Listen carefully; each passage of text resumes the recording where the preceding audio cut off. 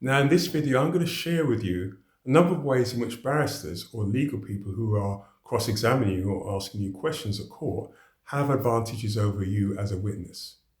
Now, the first way that they've got an advantage over you is that they know the environment. They know what the court environment's like. The court environment is toxic. It's adversarial. It's not a pleasant environment. And barristers and legal people, they actually set the scene for the environment. They are contributors to the environment. They make it what it is. Whereas witnesses, by and large, are recipients of the environment. They put up with or cope with the environment as it is, or they deal with it as it is. They don't make it as it is.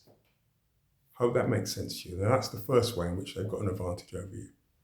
The second way is that barristers ask you questions.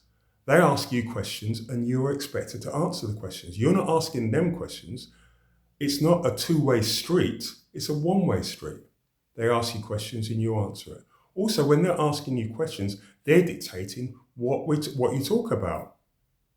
So that's another advantage they've got that they've got over you.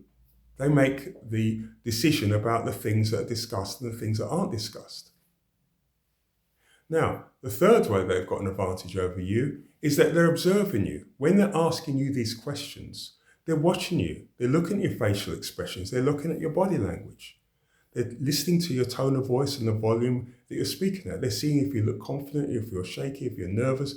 That's what they're looking at all the time because they're trying to see how they can take further advantage of you, or in what ways can they take advantage of you that suits their needs or their interests.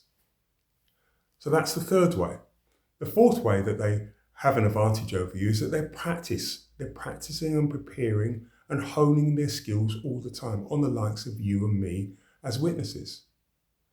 And when you do that, they get better and better and better at it.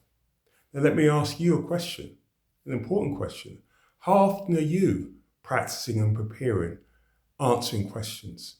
How often are you articulating what your conclusions are, or what you have to say, or what you want to say at court? Because if you're not doing it regularly, how do you expect to do well at court?